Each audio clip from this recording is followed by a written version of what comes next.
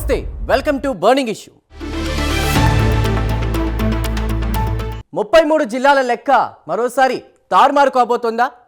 గులాబీ బాస్ గీసిన గీతలను రేవంత్ రెడ్డి ప్రభుత్వం చెరిపేయబోతోందా? ఇది కేవలం సిటీలో జరిగే మార్పు కాదు, విలేజ్ స్థాయిలో జరగాల్సిన ప్రక్షాళన. ప్రభుత్వ సేవలు ప్రజల అరచేతిలో వాలాలి. అదే నిజమైన పాలన. రాజకీయ శిలాశాసనం అంటే గీతలు గీయడం కాదు, జనం అవస్థలు పడకుండా చూడడం. మరి నాడు ఏం జరిగింది? అదృష్ట సంఖ్యల పేరిట సాగింది సరిహద్దుల నిర్ణయమా, లేక పాలకుల వ్యక్తిగత బలం కోసమా? ఆనాడు జరిగిన లోపాలను సరిదిద్ది నేడు సమూల మార్పుకు కాంగ్రెస్ సర్కార్ ఎలా నడుం బిగిస్తోంది? 10 జిల్లాల తెలంగాణ కాస్త 33 అయింది. ఇప్పుడు దానికి ఇంకెన్ని తోడవబోతున్నాయి? తెలంగాణ అడ్మినిస్ట్రేటివ్ హిస్టరీలో రాబోతున్న ఆ భారీ మార్పుపై అసెంబ్లీ సాక్షిగా మంత్రి చేసిన సంచలన వ్యాఖ్యలు వెనుకున్న అసలు ఆంతర్యం ఏంటి? ఆ సరిహద్దుల సమర విశేషాలేంటో ఇప్పుడు చూద్దాం.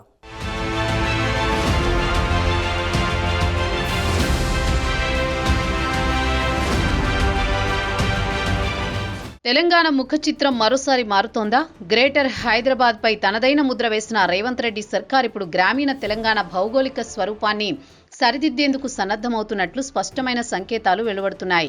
దశాబ్దాల తరబడి కొనసాగిన 10 జిల్లాల వ్యవస్థను ఛేదించి 33 జిల్లాల సమాహారంగా రాష్ట్రాన్ని మార్చిన కేసీఆర్ నిర్ణయాలపై కాంగ్రెస్ ప్రభుత్వం సంధించిన విమర్శనాస్త్రం ఇప్పుడు సరికొత్త చర్చకు దారితీసింది. పాలనా సౌలభ్యం పేరుతో నాడు గీసిన గీతలు నేడు ప్రజలకు సంకటంగా మారాయన్న భావన సచివాలయ వర్గాల్లో బలంగా వినిపిస్తోంది. కేవలం హైదరాబాద్ అభివృద్ధే కాకుండా జిల్లాల వారీగా నెలకొన్న అస్తవ్యస్త పరిస్థితులను చక్కదిద్దేందుకు రేవంత్ ప్రభుత్వం దీర్ఘకాలిక వ్యూహంతో ముందుకు సాగుతున్నట్లు విశ్లేషకులు భావిస్తున్నారు.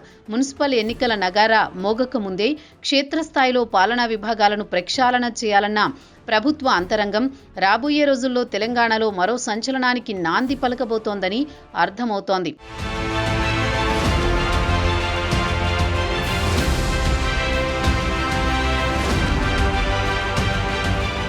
గత 10 ఏళ్ల పాలనలో తెలంగాణ భౌగోళిక స్వరూపం పూర్తిగా మారిపోయింది. అయితే ఆ మార్పు వెనుక ఉన్నది శాస్త్రీయ దృక్పథమా లేక రాజకీయ ప్రయోజనమా అనే ప్రశ్న ఇప్పుడు పాలకులను, ప్రజలను తొలుస్తోంది. 10 జిల్లాల తెలంగాణను 33 ముక్కలు చేసి క్రమంలో భౌగోళిక పరిస్థితులను, నదీ పరివాహక ప్రాంతాలను, సంస్కృతిని, చివరిగా ప్రజల రాకపోకల సౌకర్యాలను కూడా విస్మరించారన్న వాదన బలంగా వినిపిస్తోంది. నాడు జిల్లాల ఏర్పాటుపై వచ్చిన వేలాది వినతులు, అభ్యంతరాలు బుట్టదాఖలయ్యాయనే ఆవేదన ఇప్పటికీ అనేక వర్గాల్లో గూడు కట్టుకుని ఉంది. పరిపాలనను ప్రజల ముంగిటికి తెస్తామని చెప్పిన నాటి పాలకులు వాస్తవానికి ప్రజలను ప్రభుత్వ కార్యాలయాలకు దూరం చేశారన్న విమర్శ ఇప్పుడు అసెంబ్లీ వేదికగా ప్రతిధ్వనిస్తోంది. అశాస్త్రీయంగా జరిగిన ఈ విభజన ప్రక్రియ రాష్ట్ర చరిత్రలో ఒక మాయని మచ్చగా మిగిలిపోకూడదన్న ఉద్దేశంతోనే రేవంత్ ప్రభుత్వం ఈ వ్యవహారాన్ని సీరియస్ గా తీసుకున్నట్లు కనిపిస్తోంది.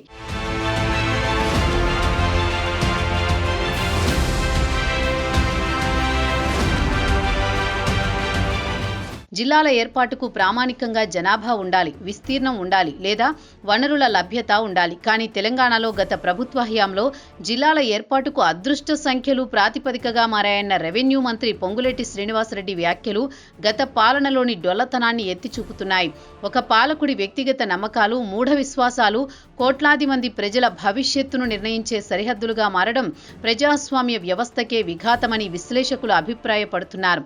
కేవలం రాజకీయ లబ్ధి కోసం, తమకు అనుకూలమైన వారిని ప్రసన్నం చేసుకోవడం కోసం మండలాలను, డివిజన్లను ఇష్టారాజ్యంగా విడగొట్టారన్న ఆరోపణలు ఇప్పుడు నిజ నిర్ధారణ దిశగా సాగుతున్నాయి. ప్రజల సౌలభ్యం కంటే పాలకుల జాతకాలే ప్రామాణికమైనప్పుడు ఆ వ్యవస్థలో లోపాలు తలెత్తడం సహజం. ఇప్పుడు ఆ లోపాలను సరిదిద్దేందుకు రేవంత్ ప్రభుత్వం చేస్తున్న ప్రయత్నం మూఢనమ్మకాలపై శాస్త్రీయత సాధించబోయే విజయంగా భావించవచ్చు.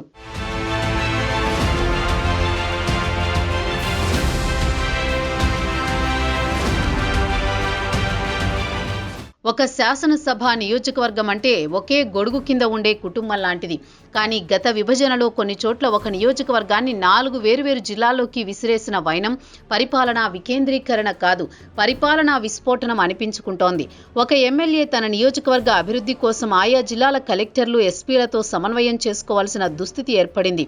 దీనివల్ల సామాన్యుడు చిన్న ప్రభుత్వ పని కోసం కూడా వందల కిలోమీటర్లు ప్రయాణించాల్సి రావడం నాటి నిర్ణయాల్లోని అపరిపక్వతను కళ్లకు కడుతోంది. ఈ అస్తవ్యస్త విధానం వల్ల ప్రభుత్వ పథకాలు అమల్లో జాప్యం జరగడమే కాకుండా ప్రజల్లో తీవ్ర అసహనం రగులుతోంది. ఈ చిక్కుముళ్లను విప్పడమే ఇప్పుడు రేవంత్ రెడ్డి ముందున్న అతిపెద్ద సవాలుగా కనిపిస్తోంది.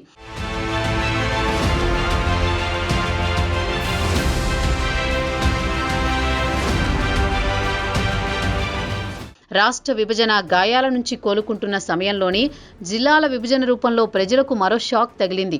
ముఖ్యంగా ఆదిలాబాద్, మహబూబ్ నగర్, ఖమ్మం వంటి ఉమ్మడి జిల్లాల ప్రజల ఆవేదన వర్ణనాతీతం. తమ ప్రాంతాలను అశాస్త్రీయంగా ముక్కలు చేశారని, తమ అస్తిత్వాన్ని దెబ్బతీశారని అక్కడి ప్రజలు గొంతెత్తుతున్నారు.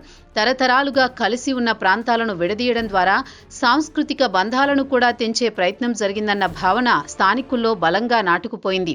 ఏజెన్సీ ప్రాంతాలను మైదాన ప్రాంతాల్లో కలపడం, మైదాన ప్రాంతాలను ఏజెన్సీ పరిధిలోకి నెట్టడం వంటి చర్యలు గిరిజన చట్టాల అమలుకు కూడా ఇబ్బందికరంగా మారాయి. ఇప్పుడు ప్రభుత్వం చేపడుతున్న పునర్వ్యవస్థీకరణ ప్రక్రియలో ఈ ప్రాంతీయ ఆకాంక్షలకు పెద్దపీట వేస్తారన్న ఆశ ప్రజల్లో చిగురిస్తోంది.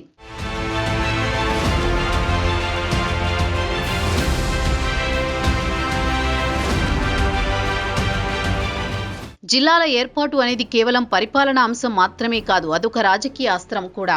బీఆర్ఎస్ ప్రభుత్వం జిల్లాల పునర్విభజనను తమ రాజకీయ బలాన్ని పెంచుకునేందుకు, ప్రతిపక్షాల ఓటు బ్యాంకును చెల్లాచెదురు చేసేందుకు ఉపయోగించుకుందన్న ఆరోపణలు కోకొల్లలు. నియోజకవర్గాల పునర్విభజన సాధ్యం కాని సమయంలో జిల్లాల విభజన ద్వారా తమకు అనుకూలమైన సామాజిక సమీకరణాలను సృష్టించుకున్నారన్న విశ్లేషణలున్నాయి. కేంద్రాన్ని, ఇతర పార్టీలను ఇరకాటంలో పెట్టేందుకు, స్థానిక సెంటిమెంట్ను రగిల్చేందుకు ఈ విభజన ఒక రాజకీయ ప్రచారంగా మలిచారు. అయితే ఇప్పుడు అధికారంలోని కాంగ్రెస్ సర్కార్ ఆ రాజకీయ క్రీడకు ముగింపు పలకాలని చూస్తోంది. స్వార్థ రాజకీయ ప్రయోజనాల కోసం కాకుండా ప్రజా అవసరాలే పరమావధిగా జిల్లాల కూర్పు ఉండాలన్న మంత్రి పొంగులేటి వ్యాఖ్యలు రాబోయే మార్పులు రాజకీయాలకు అతీతంగా ఉంటాయన్న భరోసాను ఇస్తున్నాయి.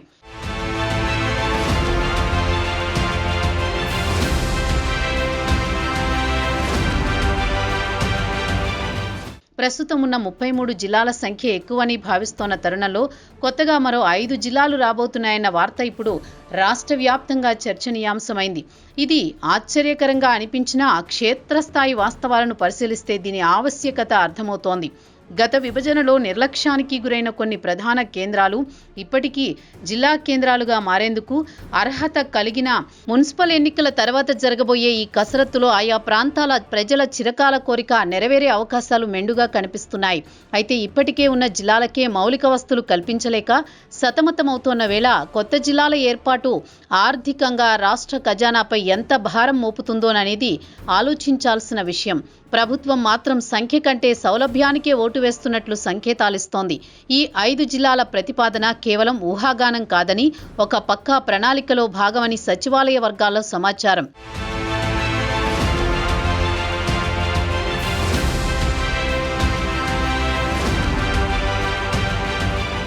ఒక నిర్ణయం తీసుకోవడం వేరు, ఆ నిర్ణయంలో అందరినీ భాగస్వాములను చేయడం వేరు.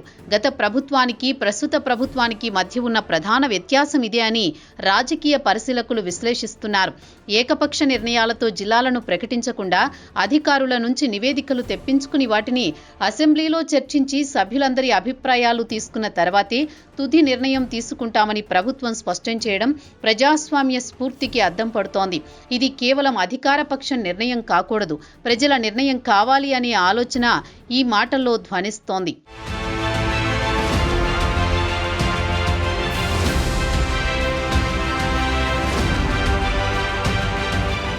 జిల్లాల పునర్వ్యవస్థీకరణ అనేది కేవలం తెలంగాణ సమస్యే కాదు, పొరుగున ఉన్న ఆంధ్రప్రదేశ్లోనూ ఇటీవల ఈ ప్రక్రియ జరిగింది.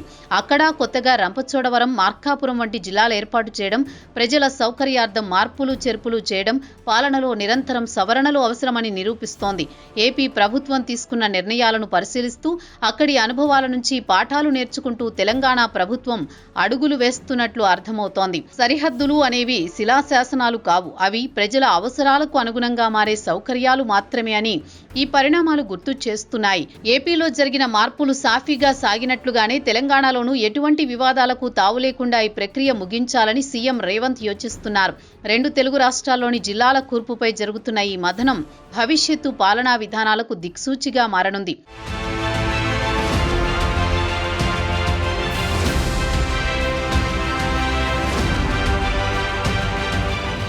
రాజకీయ నాయకుల హామీలు ఒకెత్తైతే క్షేత్రస్థాయిలో వాస్తవ పరిస్థితులను అంచనా వేసే అధికారుల నివేదికలు మరొక ఎత్తు.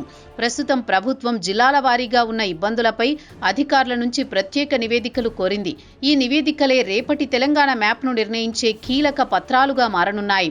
ఏ మండలం ఎక్కడ కలవాలి, ఏ రెవెన్యూ డివిజన్ ఏ జిల్లా పరిధిలోకి రావాలి, దూరం ఎంత, భారం ఎంత అనే అంశాలపై అధికారులు ఇప్పుడు తీవ్ర కసరత్తు చేస్తున్నారు. అదృష్ట సంఖ్యల ఆధారంగా కాకుండా కిలోమీటర్ల లెక్కన జనాభా దామాషా ప్రకారం ఈ నివేదికలు రూపొందుతున్నట్లు సమాచారం. ఈ ప్రక్రియలో అధికారులు ఎదుర్కొంటున్న సవాళ్లు అన్నీ ఇన్ని కావు. స్థానిక నేతల ఒత్తిళ్లు, ప్రజల నుండి డిమాండ్లు, భౌగోళిక అడ్డంకులు వీటన్నింటినీ సమన్వయం చేసుకుంటూ ఒక శాస్త్రీయమైన నివేదికను సమర్పించడం కత్తిమీద సాములాంటిదే.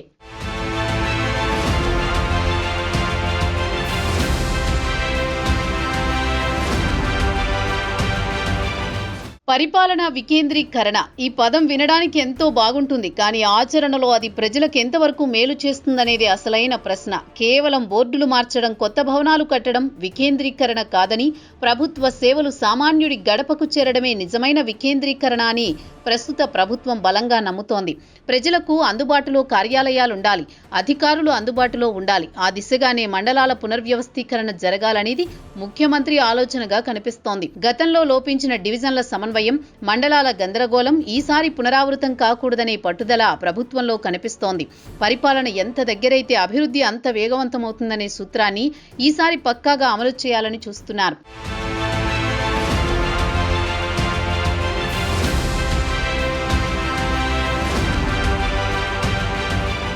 మొత్తానికి తెలంగాణలో జిల్లాల పునర్వ్యవస్థీకరణ అనేది ఇప్పుడు ఒక అనివార్యమైన ప్రక్రియగా మారింది. కేసీఆర్ హయాంలో జరిగిన తప్పులను సరిదిద్దుతూ రేవంత్ రెడ్డి తనదైన శైలిలో పాలనా ముద్ర వేసేందుకు సిద్ధమయ్యారు.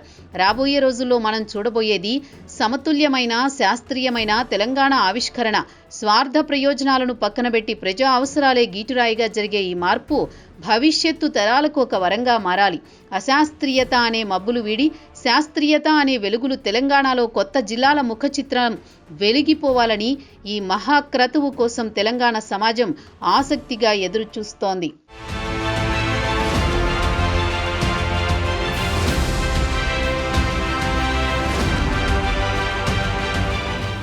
రాష్ట్ర పటంలో గీతలు మారడం ప్రధానం కాదు, పల్లె జనం తలరాతలు మారడం ముఖ్యం. ఒక సంతకం కోసం సామాన్యుడు 100 కిలోమీటర్లు పరిగెత్తే దయనీయ స్థితికి ఈ కొత్త మ్యాప్ చరమగీతం పాడాలి. ఇది కేవలం జిల్లాల పునర్విభజన మాత్రమే కాదు, ఇది పాలకుల చిత్తశుద్ధికి, ప్రజాస్వామ్య వికేంద్రీకరణకు జరుగుతున్న అగ్ని పరీక్ష. పరిపాలన అంటే అధికారం చూపించడం కాదు, ఆదరించే వ్యవస్థను ప్రజల ముంగిట ఉంచడం. మరి రేవంత్ సర్కార్ గత పాలకులు చేసిన అశాస్త్రీయ తప్పిదాలను సరిదిద్ది శాస్త్రీయమైన పాలనను అందిస్తుందా అనేదే ఇప్పుడు చర్చంతా కూడా.